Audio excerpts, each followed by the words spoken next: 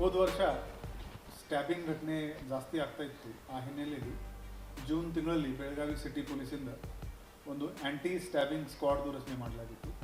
ಆ ಪರ್ಪಸ್ ಏನಿತ್ತು ಅಂದರೆ, ಪ್ರತಿಯೊಂದು ಸ್ಟೇಷನಲ್ಲಿ ಇದು ಒಂದು ಆ್ಯಂಟಿ ಸ್ಟ್ಯಾಬಿಂಗ್ ಸ್ಕ್ವಾಡ್ ಇರುತ್ತೆ. ಅವರು ಪಬ್ಲಿಕ್ ಪ್ಲೇಸಸಲ್ಲಿ ತಿರುಗಾಡಬೇಕು, ರ್ಯಾಂಡಮ್ ಆಗಿ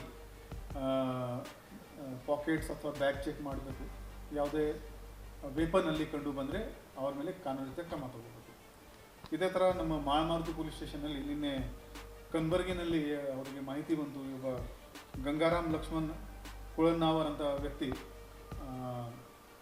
ಒಂದು ದೊಡ್ಡದು ಕಬ್ಬಿಣದ ತಲ್ವಾರ್ ತಗೊಂಡು ಓಪನ್ ಪ್ಲೇಸ್ನಲ್ಲಿ ತಿರುಗಾಡ್ತಾ ಇದ್ದ.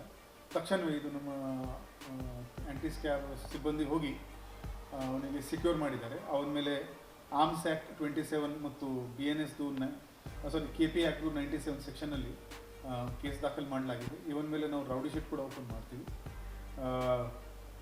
ಹೋದ ವರ್ಷ ಜೂನ್ ತಿಂಗಳಿಂದ ಇಲ್ಲಿವರೆಗೆ ಮಾಳಮಾರುತಿ ಪೊಲೀಸ್ ಸ್ಟೇಷನಲ್ಲಿ ಇದು 7ನೇ ಪ್ರಕರಣ ದಾಖಲು ಮಾಡಲಾಗಿದೆ. ಒಟ್ಟಾರೆ ಆರ್ಮ್ಸ್ ಆ್ಯಕ್ಟ್ನಲ್ಲಿ ಹೋದ 1 ವರ್ಷದಲ್ಲಿ ನಾವು 35 ಪ್ರಕರಣ ದಾಖಲು ಮಾಡಿದ್ದೀವಿ. ಇನ್ನು ಮುಂದೆ ಕೂಡ ಈ ನಮ್ಮ ಆ್ಯಂಟಿ ಸ್ಟ್ಯಾಬಿಂಗ್ ಸ್ಕ್ವಾಡ್ ಎಲ್ಲ ಹಬ್ಬಗಳು ಆಗಲಿ ಅಥವಾ ಯಾವುದೇ ದೊಡ್ಡ ರ್ಯಾಲಿ ಆಗಲಿ ಅಲ್ಲಿ ಕೂಡ ಈ ಆ್ಯಂಟಿ ಸ್ಟ್ಯಾಬಿಂಗ್ ಸ್ಕ್ವಾಡ್ ಕೆಲಸ ಮಾಡ್ತಾ ಇರ್ತದೆ.